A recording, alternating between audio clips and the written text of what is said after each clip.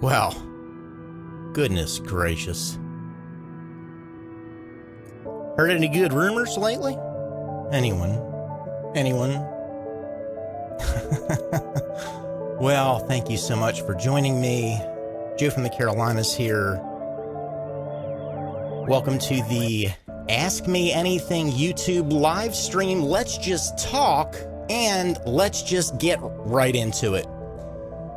We're helping you confront the paranormal with reason, logic, and common sense. Something that is unfortunately lacking in today's age when we're talking about the abnormal worlds, the normal worlds, and the paranormal, unexplained mysteries. I want to thank you all for joining me, and I really do appreciate your time. And the goal here, I guess, in this live stream is really just to be able to spend some time and space together and give a big wave out to everybody that's joining. You know, there's a tradition here on YouTube land, and that is the Ask Me Anything live stream. And I realize that in the entire history of our little channel here, we've never actually done one of those, and I think that tonight is probably the best night to do that. And so I'm really looking forward to taking your questions as we're here live. And of course, if you miss it, please do leave a comment or question down below in the comment section. And so the next time we do one of the Ask Me Anything shows, we'll just go ahead and kind of roll them right into the next. Now, I do need to say, as we get started, just a couple of housekeeping items before we jump into your questions, which are being given to me by our wonderful moderation staff, and I appreciate all of you. And the housekeeping is, number one, there are a couple just guidelines for chat because this is on YouTube, so this particular channel is in compliance with YouTube community standards, and I hope that all of your accounts out there are as well, to make sure that your accounts are stable and maintained and safe here. I want to let you know that this is going to be a family safe broadcast. There will not be any cussing. We're just going to be respectful and have some fun. I would encourage folks in the chat room to keep the conversation focused around kind of generally the topic of discussion today and kind of what we're talking about. YouTube likes that, and they've got all kinds of little bots and things to kind of get in your way if you don't. Feel free to submit questions. Like I said, moderators will get them to me, and then moderators will be enforcing the rules and possibly deleting comments, timing people out, and all that kind of stuff if folks have a hard time having fun. Now,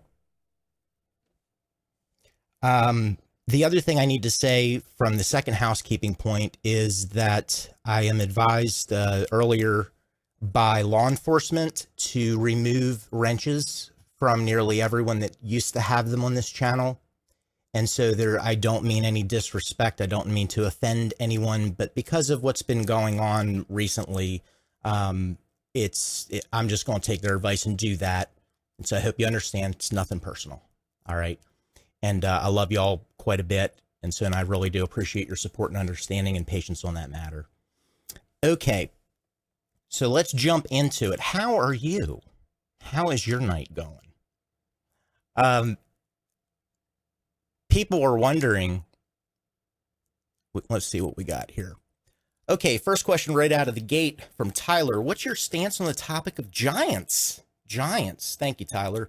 What do you think of the public figure Steve Quayle? Well, I don't really know the guy Steve Quayle. For those of you out there that are interested in this sort of thing, Steve Quayle has been on the, I guess you could say, sort of alternative history and giant scene for several years. Do I think that giants existed in the past? Well, I think it's certainly possible.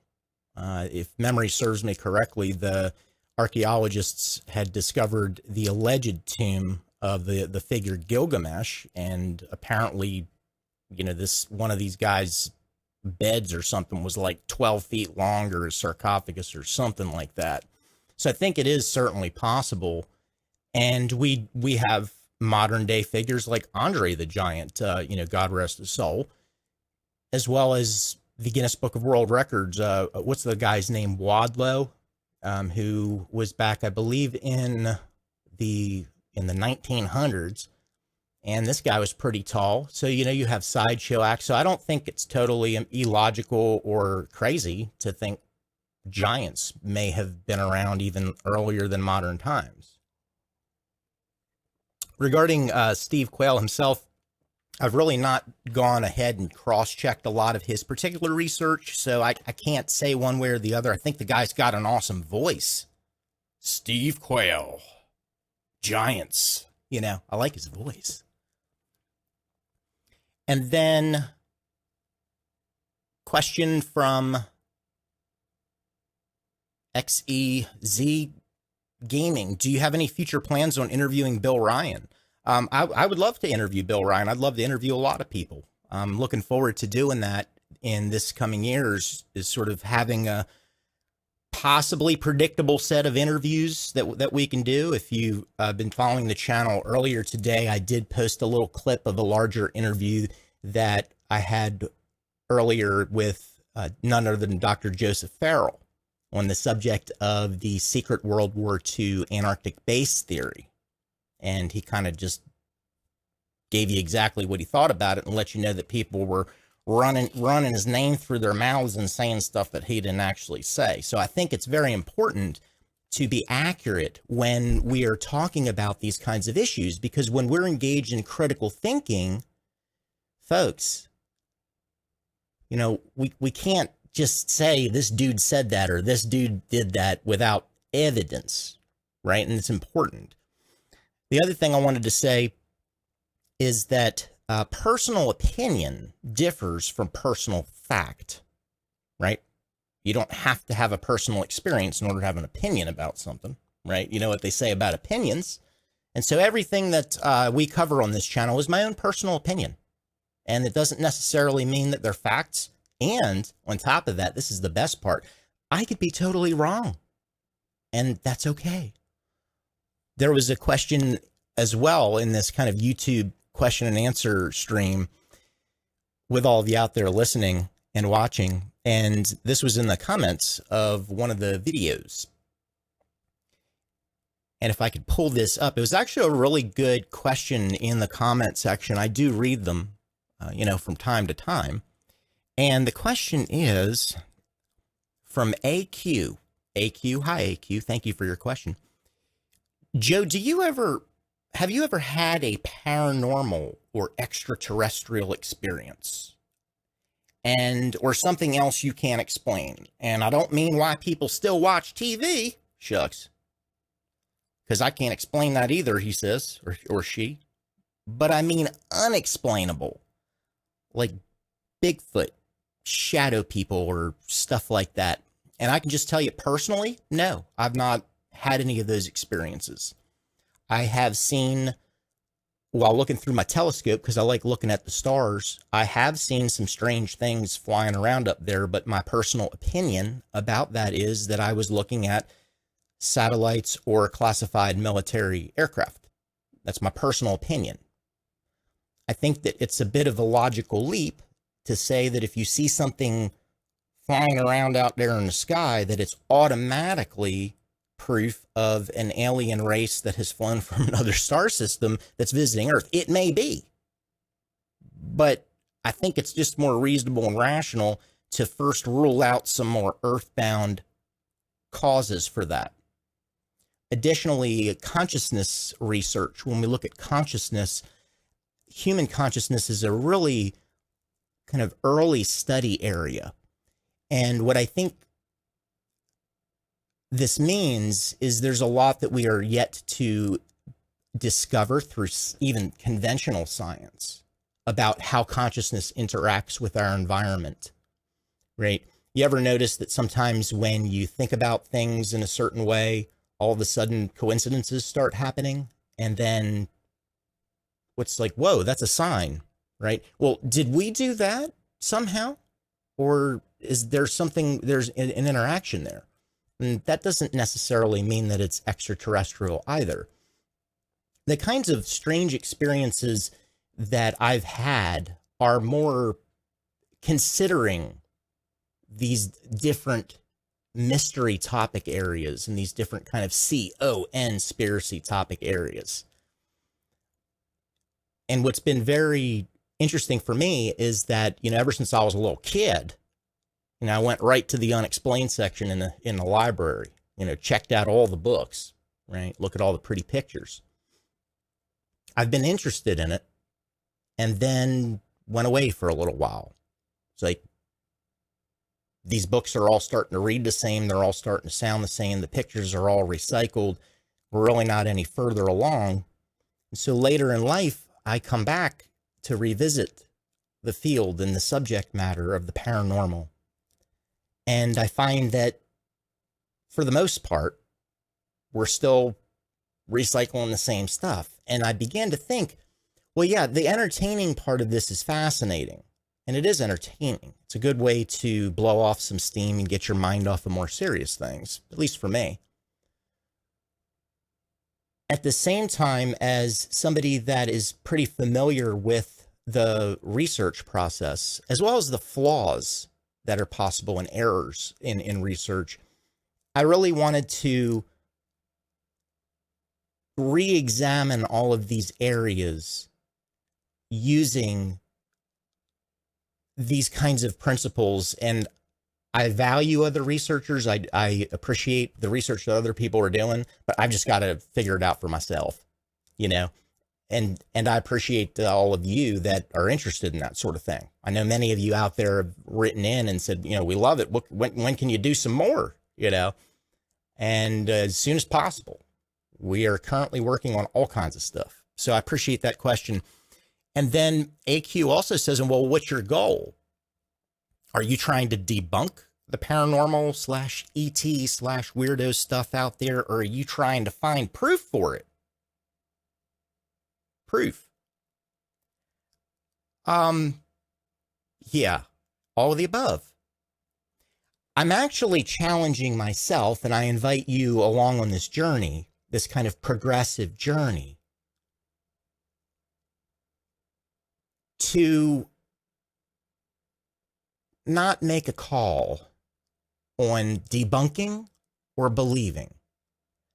What my personal goal is with this channel, as well as that of my team, those that you see right now in the chat room, as well as those that you don't, is to ride that bridge, to build the bridge between blind belief and knee-jerk skepticism. Because when we talk about critical thinking, one of the thinking errors is polarized thinking, all or nothing. You're either a skeptic or a believer. So you're either going to debunk or not. And you'll see me on various different videos waffling amongst the two, frustratingly perhaps. But I also know that many of you out there, value that kind of thing. You find value in it. So when I say we're confronting the paranormal, when I say confronting, I don't mean, we're going to aggressively fight and debunk. What I mean is we're going to confront these subject matters with reason, logic, and common sense. So I appreciate that question very much. And I know we've got them piling in. I am going to start rolling through here. What are my thoughts on David Jacobs' research? David Jacob is a psychiatrist, I believe, an MD, who last I heard was practicing out of Philadelphia. And a lot of his work was being done with experiencers, people who recall experiences that they would classify as alien abduction experiences. And I'm reminded that in any clinical process, the goal of that clinical process, in my own personal opinion, is not to determine whether that person actually was or wasn't abducted by aliens. It's to help them cope with all the stuff that's happening in their head and in their hearts afterwards. This is a pretty traumatic experience for a lot of people based on their reports. As far as the validity of regressed memories and these sorts of things, I mean, there is some research that's been done out there, and there's pros and cons on both sides about whether people are actually recalling things accurately or whether they're suggestible. And I don't mean suggestible by whoever their hypnotist is or their treating clinician. What I mean is they're suggestible to kind of their own influences, their own preconceived notions about and assumptions about their experience, which may tailor how they actually talk about it and recall it.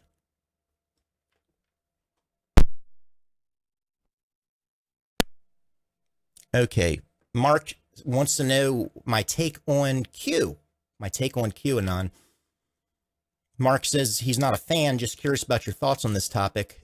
My thoughts on QAnon. QAnon, for those of you that don't know, was an alleged intelligence group of insiders, and these insiders were leaking information from the current presidential administration out to the public through different memes and through different online forums, anonymous forums.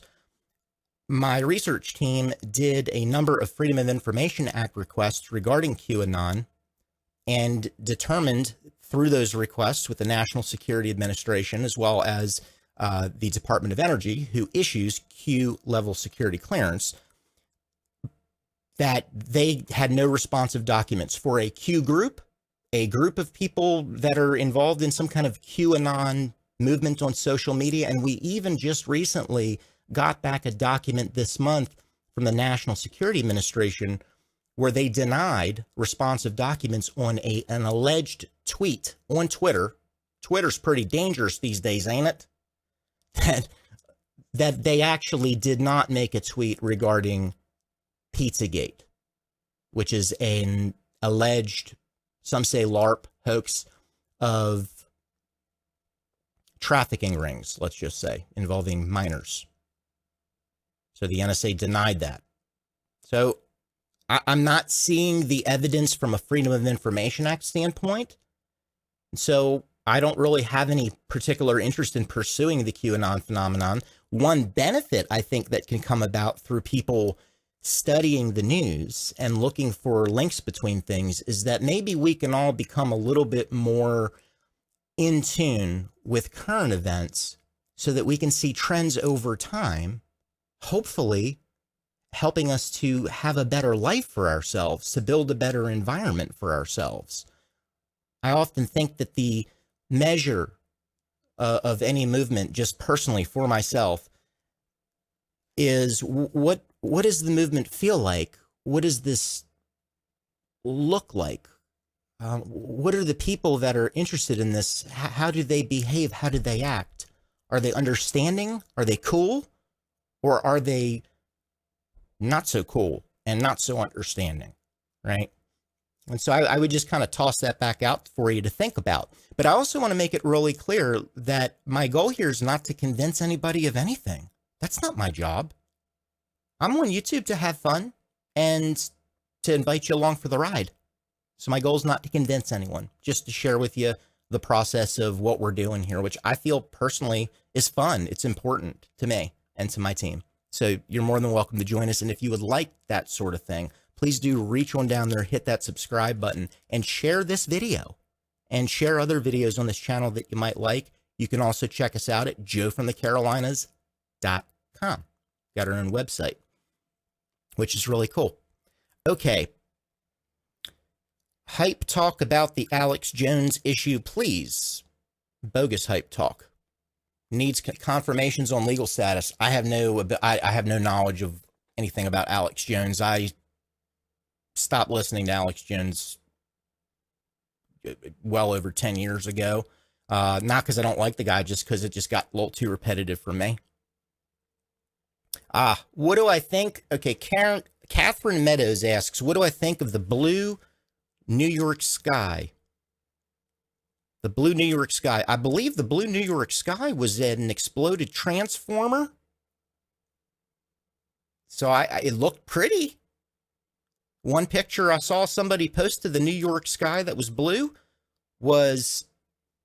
it was actually kind of purple, and then somebody else posted a blue one. So I don't know. I really don't know. But people in New York, I think, have been through so gosh darn much that they would probably be the best people to ask about what's going on there. Now, the official story is that It was an exploded transformer. That's a pretty big transformer, and I believe they said it was at a power plant. Now, knowing the story and then figuring out what's really going on are two different things. And I couldn't tell you what's really going on right now. I have not had the time to look into it, but I appreciate the question. Okay. And Marcus Reed wants to know, Joe, can I ask your honest opinion on what you think of Jimmy Church? What do I think of Jimmy Church, the radio broadcaster over there at Fade2Black, hashtag F2B? What I think about Jimmy Church is that Jimmy Church is interested in doing his thing. He's not interested in being involved in any drama, and I think that Jimmy Church is just interested in keeping the show rolling. And being somebody that's been in entertainment for so long, obviously Jimmy knows what needs to be done in order to do that. And he's got an audience. And big shout out to all the Fadernauts out there. So what is discernment? Him talking about discernment. Well, yes, discernment is just making a judgment call. That's all that it is. Can you figure whether you believe in this or you don't believe in this? That's making a judgment call. You see what I mean? So it's discernment is just a new language, and we can change that narrative if we want. There's nothing wrong with that. And wants to know what I thought about Jimmy Church's radio broadcast with a dude who puts on a UFO-based channel and that goes by Secure Team 10. Well, I'm not a really big, I don't subscribe to Secure Team 10, and I don't put a lot of credibility into what Secure Team is doing with their channel, not because I disrespect them, but just because it's not interesting to me to see blurry, grainy photographs or videos of objects that look kind of strange, and then they just it doesn't go anywhere. And let me get one thing straight, all right? If we talk really slow into a microphone, then we can keep people engaged. So many words a minute. That doesn't mean that what we're seeing is actually what we're talking about. And obviously, the Secure Team 10 YouTube channel's done a wonderful job making it on YouTube. And so I give them a lot of props for that. It's just not my wheelhouse. It's just not my thing.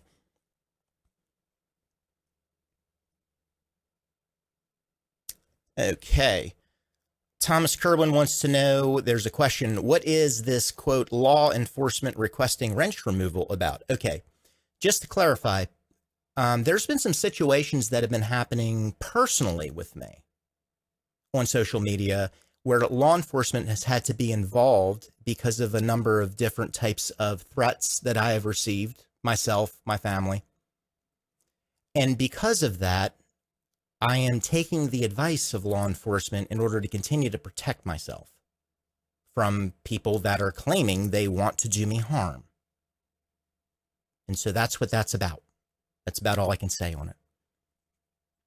And I do want to give a big shout out to all of our law enforcement, both active as well as retired, as well as our active and retired military. Many of you have reached out to me in the past couple months and given me your support, verbally in writing. And I really do appreciate that. It means a lot to me. Snappy Sandals asks, do you have any new avenues, projects, garden-wise for the spring? Oh, you betcha. Absolutely. One of the other things that I've covered on this channel is something called permanent agriculture, organic gardening and farming, which, by the way, according to mainstream standards, is pretty paranormal. Okay? We don't garden in lines. And so what I'm planning on doing for the spring is actually putting out a lot of different potato varieties and then crossing them to make my own potato varieties, organically, of course.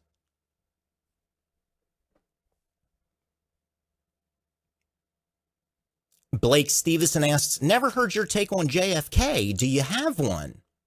on JFK.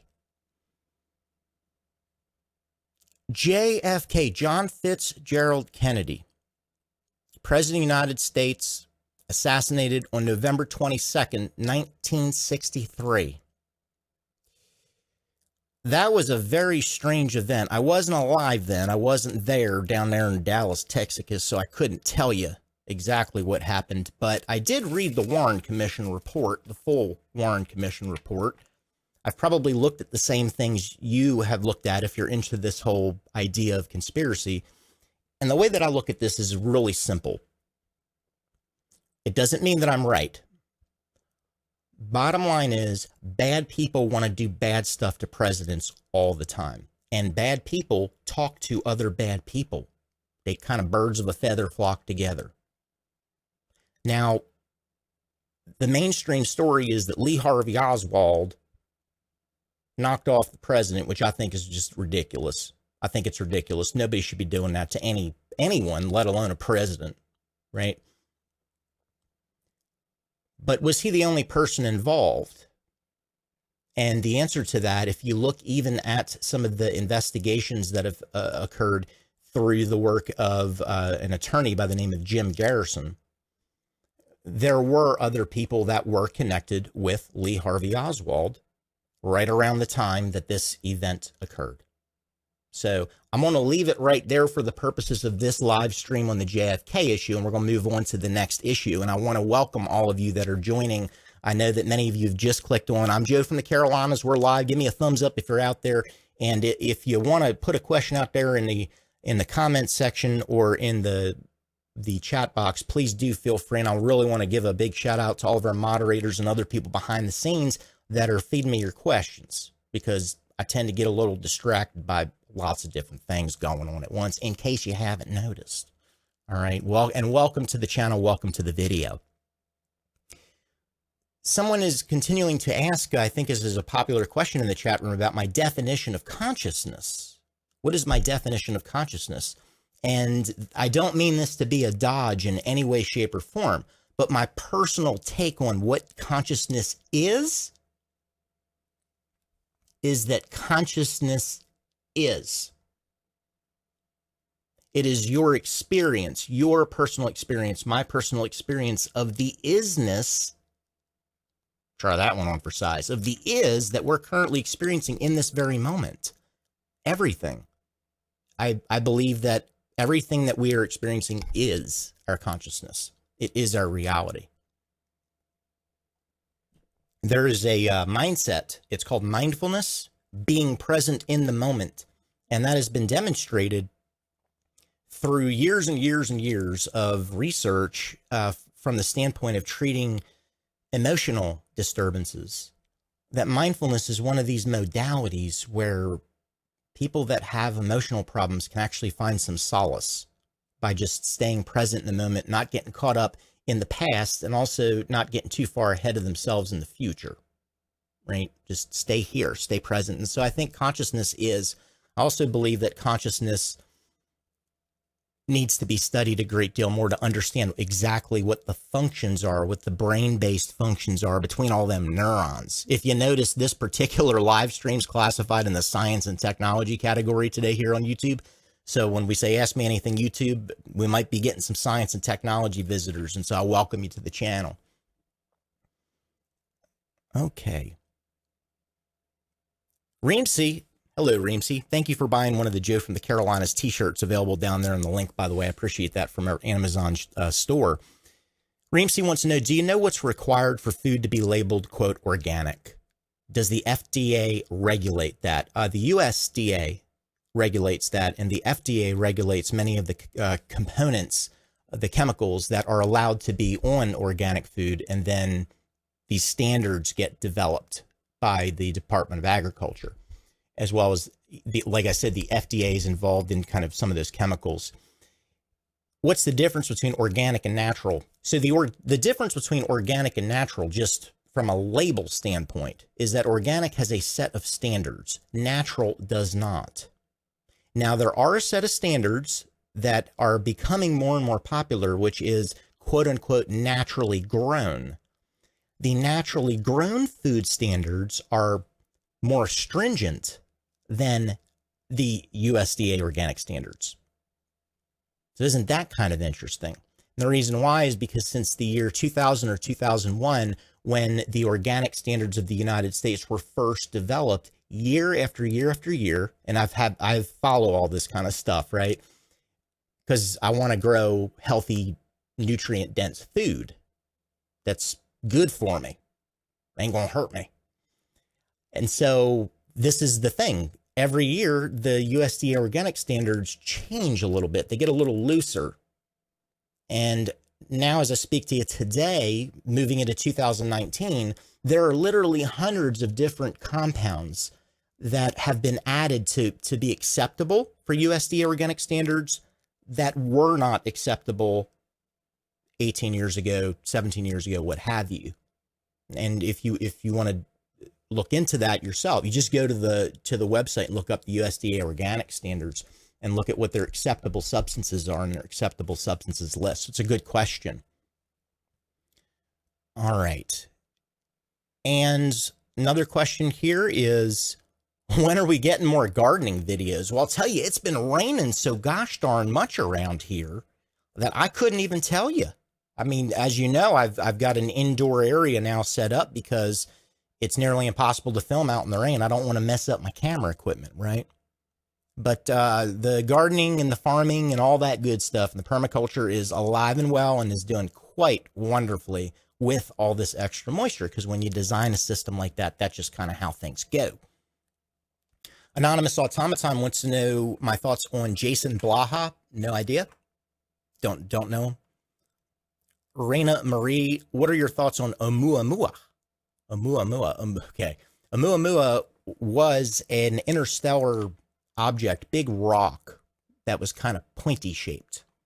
And it moved through the solar system from outside of the solar system. So it was the first interstellar object that astronomers reported to us, the lay public, that they could track.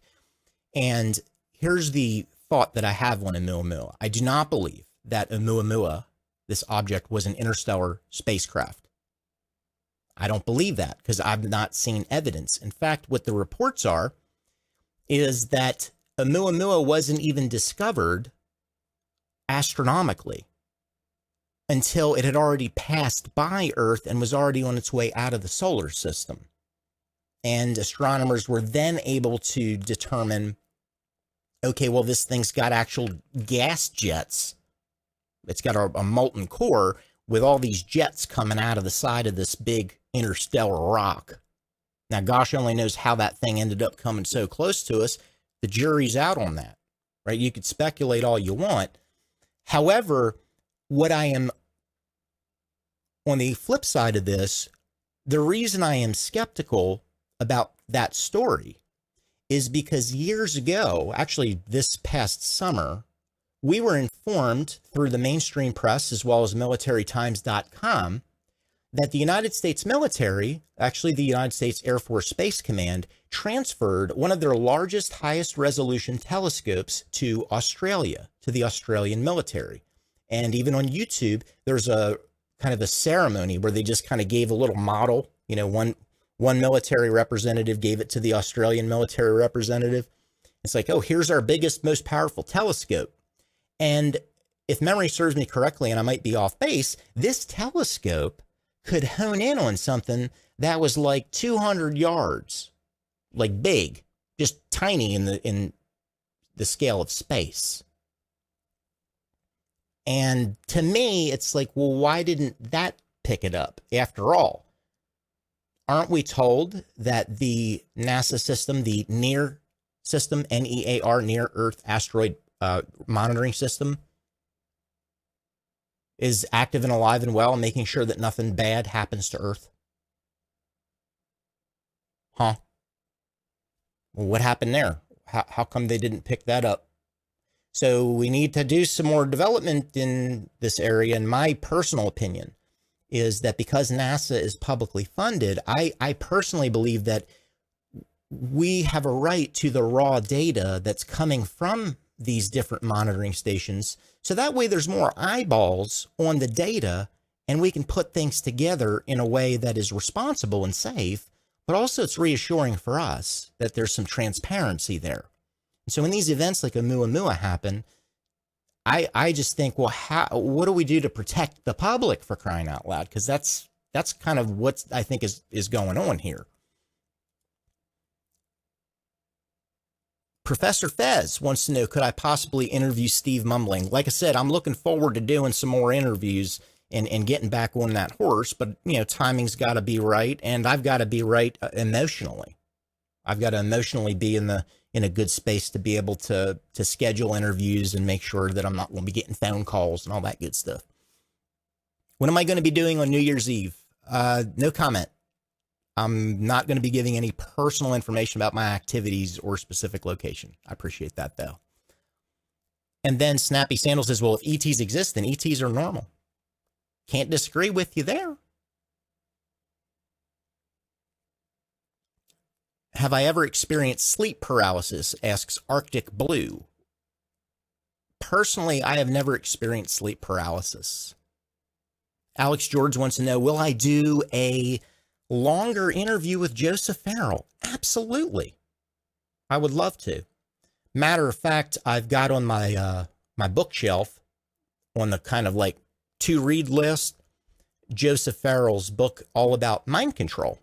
And being a doctor himself, a doctor of patristics, I think it would be a really fascinating discussion to be able to kind of share that space with Dr. Farrell. At the same time, I recognize that he's really busy. And I also know that sometimes it's important to just be able to do impromptu, unplanned interviews in this area. And so I'm looking forward to it. And I do need to let you know that my research team, as well as myself, have just a number of lines of different research areas. And we are honing in on one of them, which is the government-funded behavioral modification programs and hypnosis programs, things like that. We are looking into that. I want to make sure that the data is solid before we go any further. I do have a subjects of the government playlist, I believe, or a mind control playlist, and you can find that on this particular YouTube channel in the channel section if you're interested. Look through the playlist. I got a bunch of videos we've already produced for you, and I've been more than happy to produce some more, and definitely looking forward to talking with Joseph Farrell again. Okay, the Pegasus Club wants to know, how long am I prepped for? I tell you, I'm prepped for right now. We are self-sustaining mostly, but have a community here. Well, good for you. I'm glad to know that. I think it's important that we do whatever it is that we need to do in our lives and in our reality to feel safe. And I think underneath the prepping movement is really this desire to feel safe, to have a clear set of boundaries, and to know that no matter what happens, you're covered. You're totally covered. And if that's the case, we should all probably at least have a little rowboat. If we were to look at the rate of the ice that is actually melting in the Arctic, which is a total mystery, because all kinds of things are happening, right? And the Central Intelligence Agency, as well as the National Security Agency, have moved some of their gear, their mainstream news stories, they've moved some of their gear further away from the coast. Now, I don't know if that was just to spend our money a little bit more than they already do, but the point is, you don't move unless it's for a reason. Now, maybe the taxes were better wherever they moved off to. Joelbot number 5 says, love that you go to the trouble of getting FOIA requests. Is it expensive? Thank you for that question. Yes, it is expensive. It's not making the requests that is expensive about making a Freedom of Information Act request. And for those of you that are just tuning in, welcome. I'm Joe from the Carolinas. Welcome to the video. A Freedom of Information Act request is we as Americans are legally entitled to ask any branch of the government or the military for any piece of information because they're publicly funded. And so we have a right to ask for that information. And they say, according to federal law, that they have a responsibility to provide and respond to those requests. It is part of the checks and balances system, not really within the elected government, but it's more on the civilian side in my personal view of like how checks and balances work.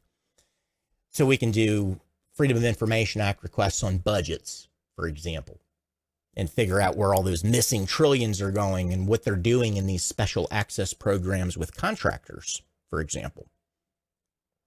So doing a FOIA request is really easy. You just go to foia.gov and you submit a form and you put in all your personal information so the government knows exactly where you are and exactly who you are, and then you wait.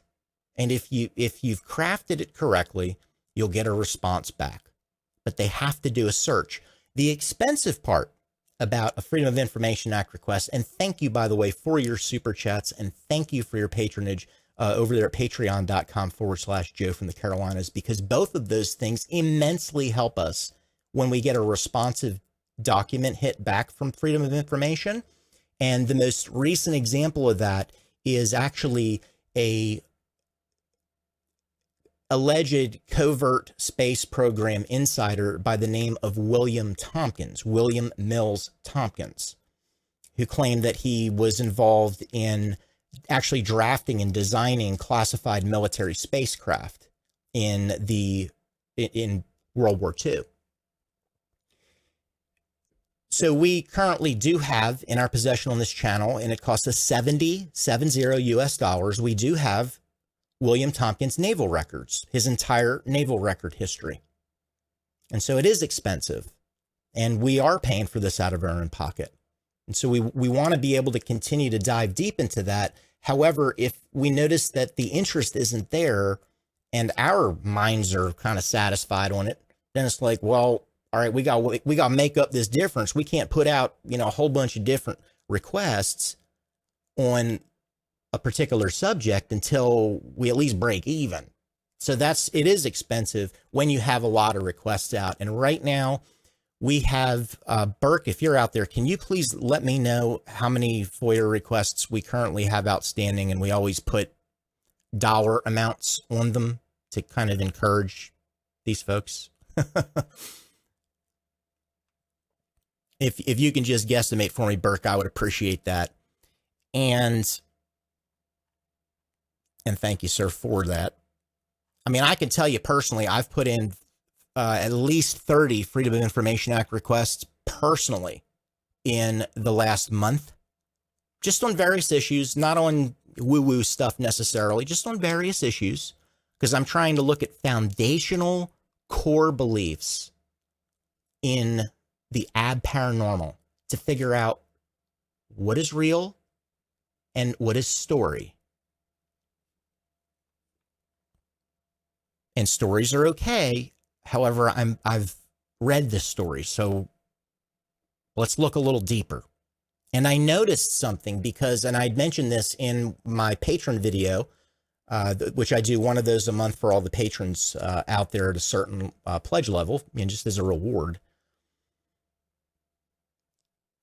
This whole thing, it's like, well, let's look into it even more. Let's look into admirals, right? Let's do some research on different types of technology that are being worked on as we speak. Let's figure out what's going on with the DARPA Subterranean Challenge, where DARPA, good folks up at DARPA.gov. We're trying to get somebody, by the way, from DARPA up for an interview on the channel. That's going to be fun. If we can get them on, it's going to be fun. And respectful and polite, just collegial, professional, So anyway, this DARPA Subterranean Challenge, why are they looking at this now is the question. Why are they challenging teams to navigate natural, man-made, and artificial underground environments? And why are they making it like a game? It kind of sounds like one of those horror movies, And thank you very much, Burke. So Burke, our lead researcher, who you will meet very soon in one of the upcoming videos in the William Tompkins series, Burke tells me that we have 25 pending FOIA requests on his end and $25 per FOIA request for those fees with each of them. Now, some of them may not come back, but you can do the math. Some of them may not come back for like a year or two. That's Defense Intelligence Agency Freedom of Information Act requests. Like ATIP, the Advanced Aerospace Threat Identification Program, $22 million, at least we know of, that was spent taxpayer dollars looking at aerial phenomenon as threats. Way back in like 2011, 2012, something like that, somewhere around that time frame. So we just sent them DIA the day they announced that. We sent the DIA Freedom of Information Act request on that program, and we are 758 in line according to this month. So with 25 pending requests, $25, if we get responsive documents back on all of them, the only way we can get that information is with your help, bottom line. So thank you very much for that. And what we say is we're willing to pay $25 to start the conversation with the agency. And Dodger says in the chat room, welcome Dodger, good to see you in there. You filed FOIA on the child. I have to be careful the language I'm using here because of the algorithm that YouTube is using. I want to make sure this is family safe and friendly. On the child maltreatment documents, and Dodger says, I assume it was truly a fake. Is that settled? Well, I can tell you the NSA, the National Security Agency, who allegedly tweeted that particular document on Twitter, said they had no responsive documents, and they had no responsive documents at all. Now, the NSA happens to have a lot of supercomputers. We know this through the testimony of real whistleblower Edward Snowden, right? The PRISM program, for example. Well, if the NSA is going to tell us that they didn't get a hit back on that, then I would say either they're completely distorted and not, their computer systems aren't working correctly, which would make me somewhat nervous, or there really wasn't anything there and it was a fake tweet, which is certainly possible. Don't know who would do such a thing. Why someone would do such a thing just boggles my mind. Gillis DeRay asks two questions. What do you believe about Roswell? In, I believe it was July 9th or July 3rd, 1947. We all may know the story in this kind of ufology. What the UFO phenomenon is or wasn't that happened in Roswell, New Mexico on that day, where it said that a craft as well as extraterrestrial beings and corpses were recovered. I believe it was by the United States Army, and then it was covered up. I have a story about Roswell. I'm not sure if I'm allowed to tell it, so to respect the privacy of the person that told me about this, because they were, their parents were physically there that night, I am not going to reveal the story at this time. I want to go back and talk and, you know, make sure there's kind of a personal connection. So I just want to chew the cud a little bit with this dude and just make sure it's okay to kind of talk about it. Something happened, but I also don't believe the story that we are commonly told in the UFO and alien ufology lore. What do I mean by that? Well, folks, it was years before people started talking about Roswell, New Mexico as being the site of a UFO crash. The story happened. There was a period of time where it wasn't investigated or reported, and then all of a sudden it was reported and books were written about it, you know, the day after Roswell and all this. What I want to know, which is very interesting to me from a phenomenon standpoint, a deeper core level, what happened in the time between when this event occurred and when it was actually reported as a UFO crash? I have mentioned to you, there was a book written by Annie Jacobson, and there's a video I produced for you on this about Roswell, New Mexico, and it possibly possibly being a psychological operation. This is a reporter, a journalist who allegedly interviewed an EG&G worker who had some knowledge about this. This is a nonfiction book.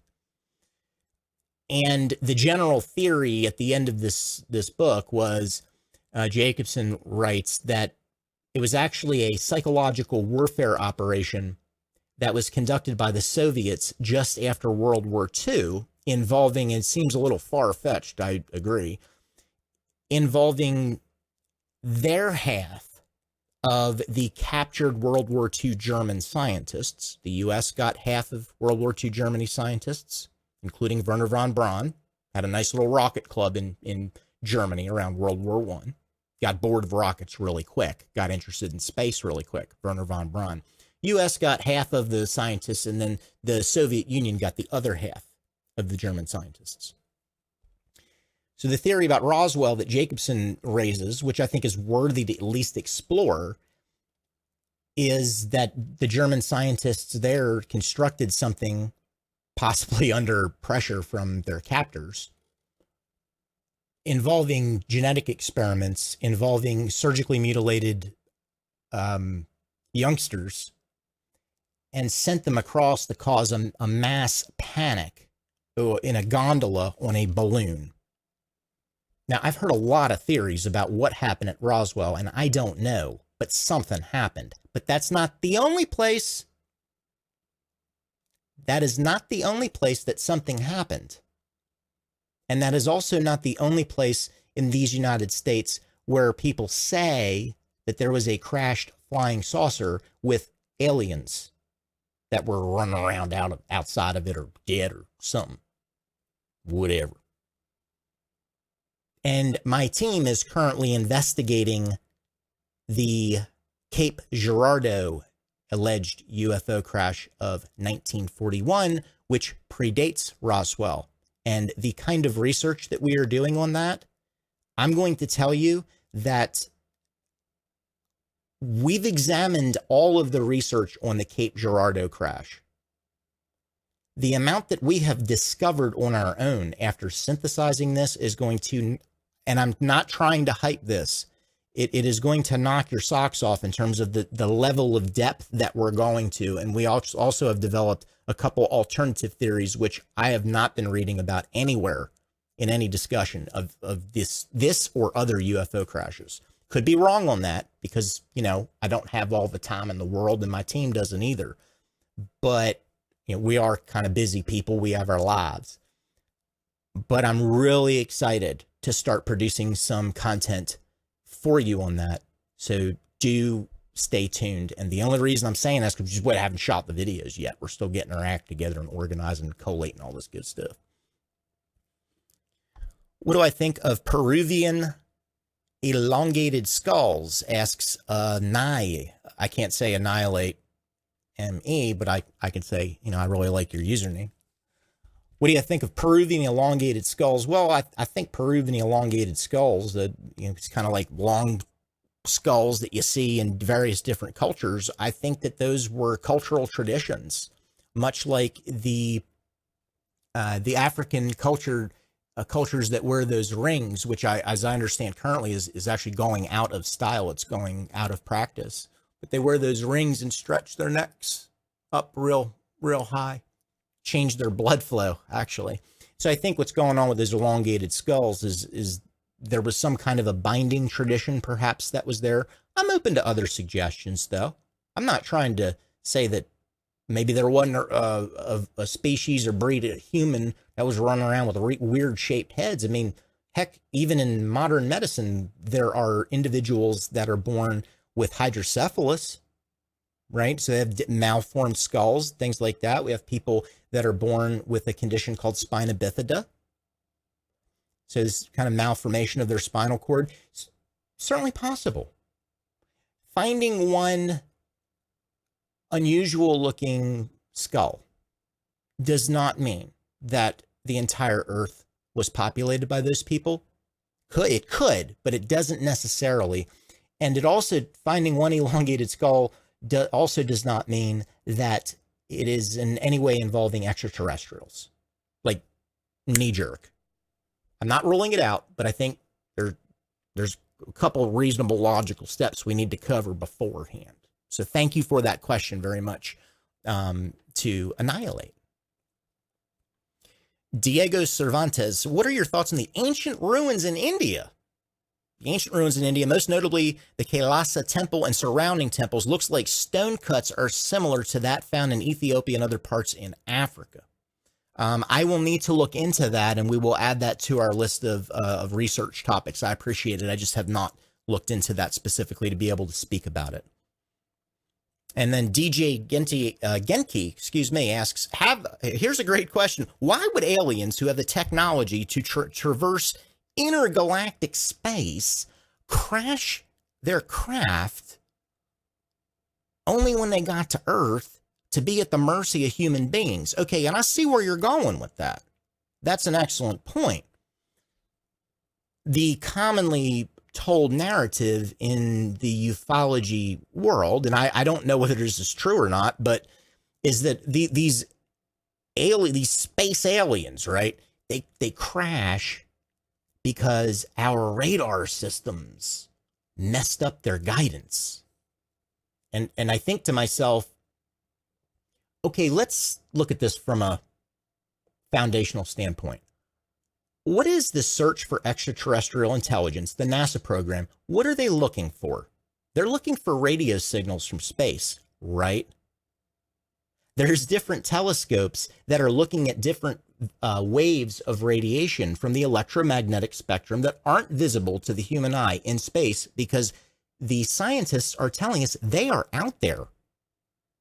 Heck, we have radiation from our own star, the closest star, hitting us right now. That's why we have the Aurora, the Northern Lights, not the secret military spacecraft, the Aurora, or aircraft, I should say. Maybe we shouldn't call it a spacecraft, even though it can kind of go that high. Huh? We're looking into that too. Yeah, I don't think that it makes a whole lot of sense that somebody in a physical craft that can handle radiation loads out in outer space that could kill a human being is going to crash here on planet Earth from radar waves from some kind of satellite or some kind of satellite dish. That doesn't make sense to me. I'm sorry. It just doesn't make rational sense to me personally. Tim EF, question for Joe. Why does everybody talk about the Nimitz incident? This is of 2014, the alleged Nimitz incident of 2014, where the Nimitz was supposedly chasing around unidentified aerial phenomenon off the coast of San Diego. San Diego. It's an Eggo waffle that's real sandy. No offense to you Californians out there. I love you. But nobody talks about the gimbal video. The gimbal video is clearly the more interesting crafter video. Well, I don't have the ability to play those here, and y'all can find the gimbal video and the Nimitz incident. Here's my take currently, my current thinking on this recent 2014 interaction that happened. And my dates might be wrong. I know that the Nimitz incident happened at one point, and then the gimbal video is taken at another incident. And I have Defense Intelligence Agencies, Air Force Space Command, and Navy requests. I've put them all out for each of these incidents by date, requesting radar logs. I want video. I want photographs. I want lists of the planes that were involved in all of these incidences. And do you know what the Navy got back to me and said? And I requested the ship's radar logs from the USS Princeton during the Nimitz incident, as well as any other naval aircraft on that day that allegedly was involved. And you know what they said? There are no records. They checked with the USS Princeton, the ship, which is a radar ship, an ELINT, electronic intelligence ship, keeping us safe, by the way, and thank you out there, Navy, for keeping us safe. And they said they didn't have any reports of an incident on the day that was reported in the popular press. So then they actually researched for us and said, we took it upon ourselves to look at the Office of Naval Intelligence. And they didn't produce anything. Couldn't. So then they looked at the Naval Historical Office, and they couldn't produce anything there either. They had nothing, no responsive documents. So you tell me, yes, it's true that the Navy could be not producing classified information. Just because you make a FOIA request doesn't mean they have to give you something still classified, right? But I just wonder, if there is something still classified there, why are those videos being released? Think about it. The denial of my request, sending me to the Defense Intelligence Agency, where we wait in line forever. Why the Navy, O&I, historical research, they deny the request, but then they produce a video? And if the gimbal video and the Nimitz incident video, if they're true, if they're real, here's my thinking on it. And I'm not making hand signs, by the way. I'm not making demonic hand signs. I'm not a Freemason. People have asked me about that. No, I'm not a Freemason. Not really a joiner, personally. Just personally. My thinking is that it is a very high probability that what we may have seen in some of these Air Force, Naval UFO, alleged UFO videos, UAP videos, is actually tested, classified technology where they're trying to figure out whether our current tracking abilities can track whatever drones they're currently working on developing. And if you want to doubt me on that, I mean, you see the landmine behind me, right? The Navy, I believe it was the Navy, just released a report, or maybe it was with DARPA. They just released a report the other day saying that they're developing drones, drone technology, to go out from a fully autonomous robot ship, essentially, a drone ship, to release these little drones, these sub-drones, underwater to detect and defuse, which basically means, I think, blow up, sea mines, whatever you call them, mines in the sea. And let's not forget the Russian military is developing their nuclear-powered Poseidon drone program, which is a drone that is nuclear-powered, and it can spend all of its life infinitely until it breaks down underwater, constantly moving. So you tell me, what's more likely? During the Nimitz incident and during the gimbal video, these kinds of popular things, is it more likely that they caught alien spacecraft, or is it more likely that they were testing classified technology and how that would interact with modern day declassified technology? And maybe that's why they can't release records, radar tapes, because it would release too much information about speed, direction, and these kinds of things regarding these classified drones or weapons or whatever they're teaching or testing, rather. That's my hypothesis now, my working hypothesis. Could it be alien spacecraft? Sure. I think it's unlikely at this current time. But I'm not here to argue with you about it. I respect your right to have that view. Okay. Professor Fez says, taking that further, why would aliens come all the way here just to fight each other, as Farrell insists? I don't know. I don't know. When we talk about alien psychology, I think we got to figure out why humans are fighting with each other first, shucks. We have a lot of fighting going on here on planet Earth and online and on YouTube and on Twitter. And I think we probably do ourselves a better service if we realized maybe that we get further along if we kind of stay focused on what it is that we really want to know, really uncovering and unpacking these mysteries and looking at real data. Follow the data and follow the logic. I'm going to check back in here on my question bank. And I really do appreciate all of you joining me once again. If you enjoy this video, if you enjoy this live stream, please do consider supporting this channel with your super chats, as well as frequenting our Patreon page, joefromthecarolinas.patreon.com. You can also check us out at joefromthecarolinas.com. 100% of everything that you decide to support us with goes into funding the research. We have jobs. We don't need to do that. We're just as fun, right? Just want to break even and bring you what it is that you want to hear about. So very much appreciate that. Are chemtrails real? Okay. And thank you, D, out there as well. I very much appreciate that.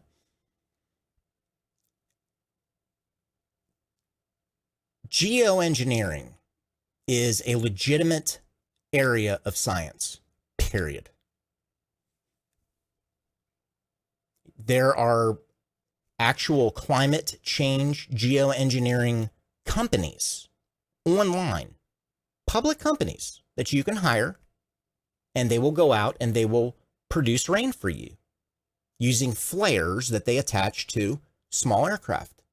And one of them is based out of North Dakota. If you're interested in more information on that subject, you can check out the live stream video on this channel that I did concerning the government climate report. Okay, and I went through all that and actually showed you the evidence. I showed you the websites. I showed you personal communications that we had with one of the people, the .gov email address people involved in these organizations, these public organizations. So yes, things, we can change the weather and influence the weather through using things that are sprayed and released from aircraft. Absolutely. Total fact. So there is evidence for that.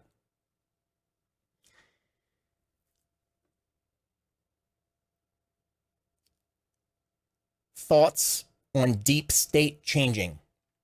Okay.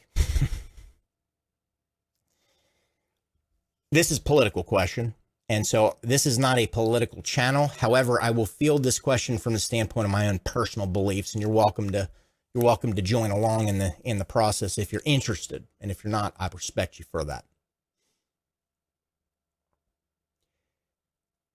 I believe that whether there is a deep state or not, whatever language we want to put on it, the bottom line is that we as an American public, by the way that the government and the militaries are set up, we do not know everything that is going on behind the scenes.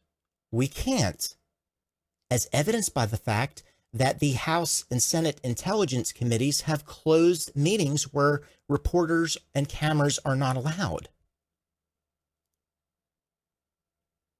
I don't know if you want to call that part of a deep state, but hey, there's also the continuity of government plan. What is that?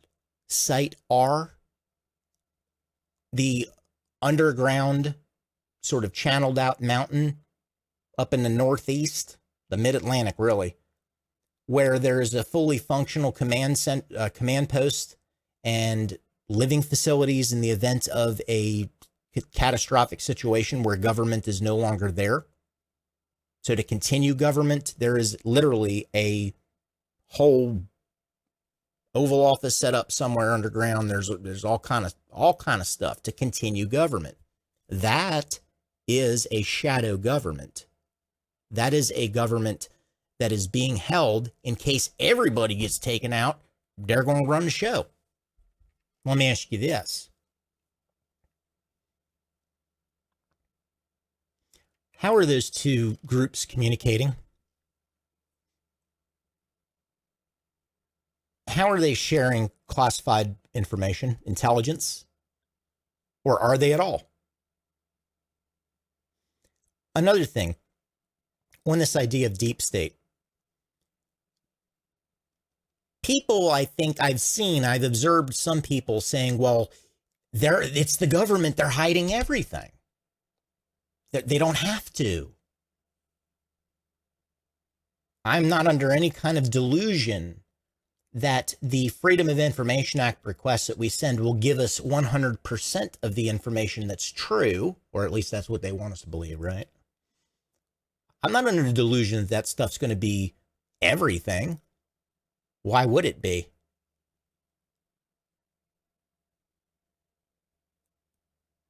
But how is that information being exchanged? And the different levels of security clearances, by definition, it just means there's fewer people that have higher level security clearances.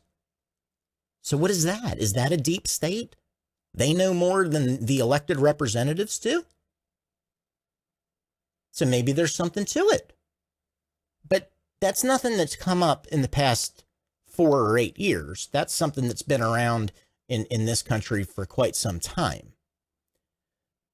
And so I do not believe that there is some kind of a movement that is happening right now that's any different than other movements from a civil standpoint that is going to make planet Earth a political utopia once again. I don't believe that. I wish that that were true. That is my wish. I wish planet Earth was a really friendly place to live. We weren't fighting each other and messing around with each other and trespassing. But I just don't see it happening. And you know what? All of these conspiracy theorists that have made these predictions, well, the chickens are on the home, or they're on the roost. They're homing on the roost again. What that means is these predictions come and go, and yet we still see the same type of secretive systems that are designed to protect us. Later, we find out that they've been up to no good. Some of them. Some of them are doing good work, I think. Oh, that Joe from the Carolinas is a shill for the deep state. Grew up. Shucks, give me a break. Okay. Joe from Reamsey. Joe, do you think that big HARP thing does something bad, or is really just a benign research facility? And he's actually afraid of it. Thank you, Reamsey. I think that HARP, the High Altitude Auroral Research Project, which was part of the University of Alaska's program in heating the ionosphere, it was originally piloted in an area of Alaska called Gakona. Gakona, Alaska is the name of the town. And I think that that was real. It was funded, and they were trying to heat the ionosphere. Now, what did the military say about what they were trying to do with this project? The military story is that they were basically trying to figure out if they could heat the ionosphere to utilize the ions in the aurora borealis as a telescope, or not telescope, as a radio, essentially, radio waves, and using these extremely low frequency ELF, Merry Christmas, waves, they could then communicate with extremely deep sea submarines. So that's what they were trying to do. Bill, allegedly, they were trying to use a natural antenna. And you know, there is a little bit of truth to that, because even down here on the farm, if you take an antenna and you throw it up in a tree, you know, one of those kind of swindly antennas with some copper wire, and you just throw it up in a tree and hook it up to a receiver, you will get a better signal. So I understand the principle behind it.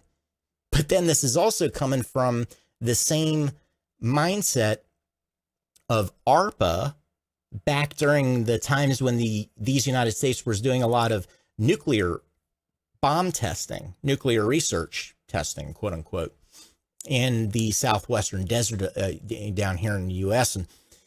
And they said, well, maybe if we blow up a bunch of nuclear bombs, it's called the Argus Project. Maybe if we blow up a bunch of nuclear bombs in outer space, it'll make like a force field from all these different particles and ions. And if there's any ICBMs, figure out what that would means. Intercontinental ballistic missiles, right? Well, maybe if there's any ICBMs that come over from the Soviet Union, they'll blow up in our atmosphere. Well, it didn't work. Well, it lasted for a split second. So,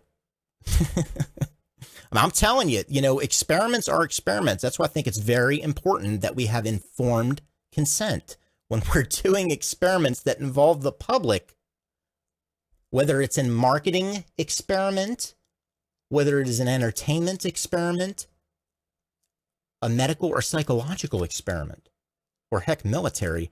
The public deserves to know the risks and benefits, and they should have the right to opt out before that experiment begins. Unless it's observational research, but I'm not talking observational research like, let's infringe on your privacy rights. Because I don't think that that's legal either. The whole Monty wants to know what I think about secret cities. Secret cities exist. Like I said, Site R up in the Mid-Atlantic exists. And D mentions a question: where is the edge of space? The edge of space. Well, if memory serves me correctly, I believe it's 63 miles up. I believe it's 63 miles up. Straight up. Could be 50-something, 60-something. That's where the edge of space is. If that's what you mean, based on planet Earth. I mean, if you're talking about way the heck out there, I don't know that there is an edge to space. I know there are edges in space. I know there's liquid in space.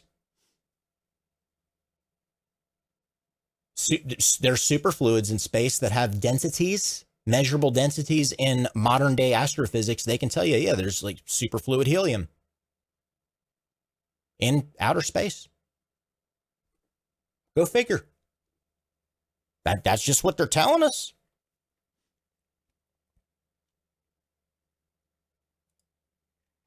Thoughts on channelers? Thoughts on channeling? Yeah, not really not my cup of tea. Not my cup of tea, because I don't know what's going on with channeling. I respect people that choose to engage in that. I don't have anything against it per se. It's just not my thing. Yeah, I don't know. And then somebody from Cool Channel says, if truthers want truth, what does a non-truther want? Lies? I don't know. I think this label of truther got started back during the September 11th, 2001, I guess you could say, play-by-play, right? The Monday morning quarterbacking the Wednesday morning quarterbacking that happened after 9/11, 2001. And I'm not debunking or discrediting some of the theories that happened there. People were thinking, and there were some very unusual things that did happen that day, and I don't deny that. I remember that day vividly. Maybe one day I'll tell you that story, but in the interest of this live stream, I don't want to get bogged down in that.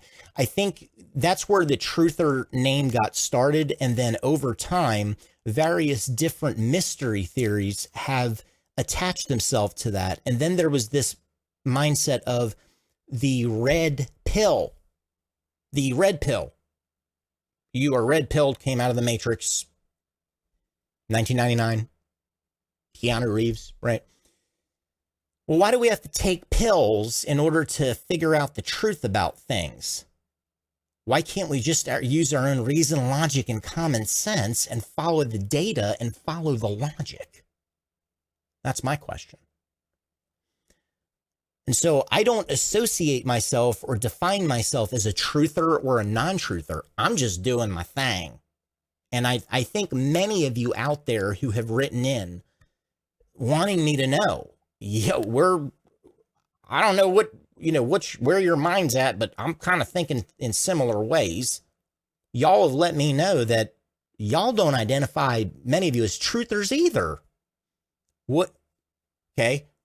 Here's the next thing. What if that's a psyop? Huh? I don't know. Just a theory, not saying it's true. But what if labeling ourselves, labeling our belief structures is a way where we give up some of our freedom? We give up some of our privacy, especially in a public forum. So I just kind of tossed that out there to you, just to think about if you're interested. Now, there are a lot of questions that people want to know, and let me just type in one quick thing here, and I appreciate you joining me and understanding that we've kind of got like a heck of a thing going on here.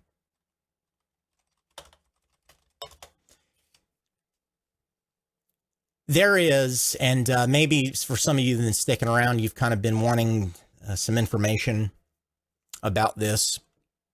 And I think we'll just go ahead and talk about it and get it out of the way. We're just going to get it out of the way.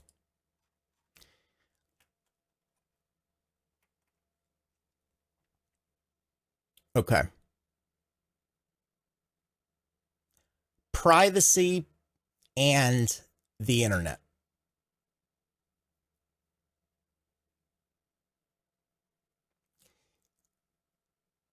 It is true that I personally have been the victim of cybercrime recently. And that cybercrime turned into real world activity. That was a direct actionable threat. So we moved from internet privacy and safety to real world issue, right? And so what I would say, in order to keep YouTube and other platforms a very safe place, is that to all you other content creators out there, if a crime happens to you, it is a very personal experience. It's a very emotionally damaging experience. And it's definitely something that's reportable. And there are a lot of wonderful resources and wonderful people that are in legitimate positions that have legitimate resources to help you with that you don't have to go through that alone. And so, and I appreciate all of the support that I've received through the folks that are keeping things safe now. It means the world to me. So on one hand, cybercrime can be very traumatic and invasive. And yet, on the other hand, it's actually a little liberating. And you're going to say, well, what do you mean by that? It's liberating in the sense that it opens up a whole new avenue of discussion, personally for me, that now I feel comfortable talking about. Right? And so this is where I'm kind of at. And I wouldn't be in this kind of place with this now if it wasn't for the support and reassurance of law enforcement. And for that, I am grateful and quite thankful. Okay, back in the chat. The whole Monty wants to know, what do I think of Walter Bosley? I like Walter Bosley. I like Walter Bosley. I really like his work, his unique, which he deserves to be sourced for, his work on the NIMSA people. You should look up the Walter Bosley channel on YouTube and maybe even consider reading some of Walter Bosley's books. Okay. Final call for questions here before we head off. Remember, you can always check me out at joefromthecarolinas.com if you're not getting notifications on YouTube. And by the way, we've got some really good content coming out from a YouTube community standpoint. I've got so many different ideas in the space of content creators and being part of this no small creator movement on YouTube, that we as small channels, you know, under 100,000 subscribers, we still have a reach and we deserve to have the same amount of traffic from the YouTube algorithms that other channels do. And so I do have some content on that. I'm actually doing a great deal of studying in my personal free time regarding how the algorithms work. And so maybe we'll have some really fun news in that direction as well. So the Joe from the Carolinas channel is not only looking at researching and confronting the paranormal with reason, logic, and common sense, but also it is looking at growing our own channels community within the larger YouTube community and being part of all of YouTube. Question from Effluent for You. What is wrong with the internet being a public space? Big question. Definitely a big question. The internet is a public space. However, there's areas of the internet that are not. Right? I mean, we saw the problems that happened when the whole Prism thing was released on the internet and released online through the Edward Snowden. I mean, that just shook everything up, right? And you're going to say, well, there's nothing wrong with that. We learned about that. Yeah, but that was a whistleblowing situation where he was saying your privacy rights are being violated and you're not being told about that. So I don't believe that there's anything wrong with the internet being a public space per se. However, I do believe it's important to respect the privacy rights of others. And because of the active ongoing investigations that are always happening when people's privacy rights are infringed on the internet, this kind of value to me personally is even more important. And even though I might know a bunch of stuff about a bunch of people, there would be no way I would want to violate their privacy rights because it's against my morals and ethics, right? It's best to confirm with someone first, to check with someone first. Is this okay to talk about? Is it going to be public? And I just think that's reasonable and logical and commonsensical. I have no knowledge of the Sessions and Huber investigation. My apologies. I don't have a whole lot of time to watch TV or keep up with that sort of thing, Bob.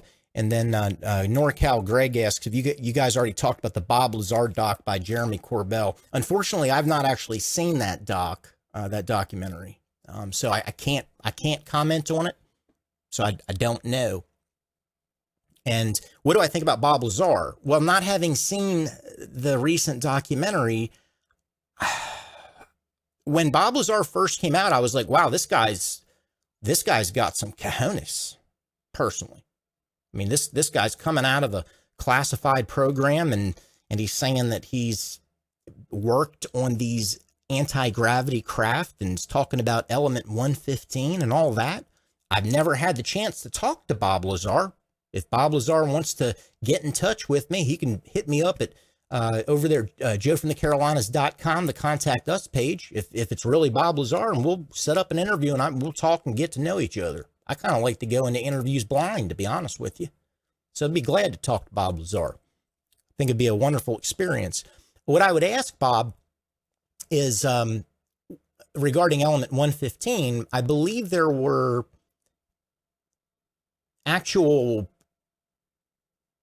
documents from the 1970s through peer-reviewed academic journals, which talked about properties of element 115, kind of in a theoretical way.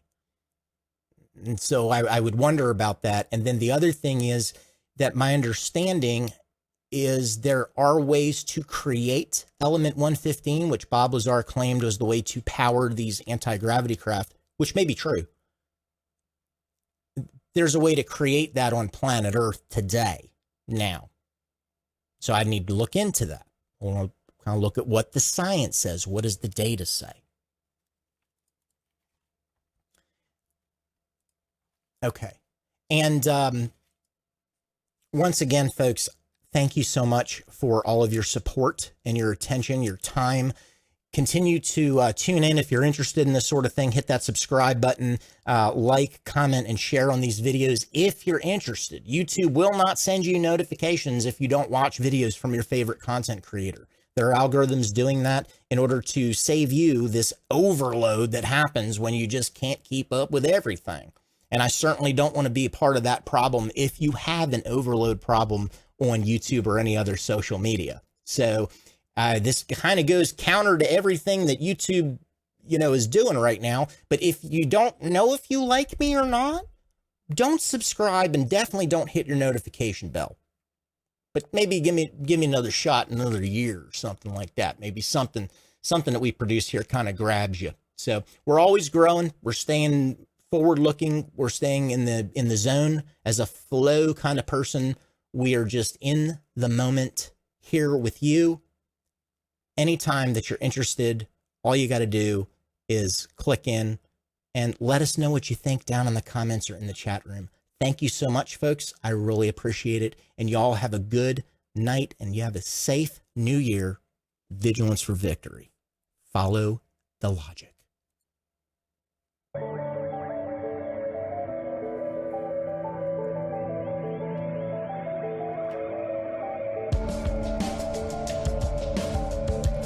And there's some videos coming up on your screen now, some playlists that YouTube recommends. Why don't you go ahead and click on one of those if you're interested, and you can check out some of the other stuff on the Joe from the Carolinas channel.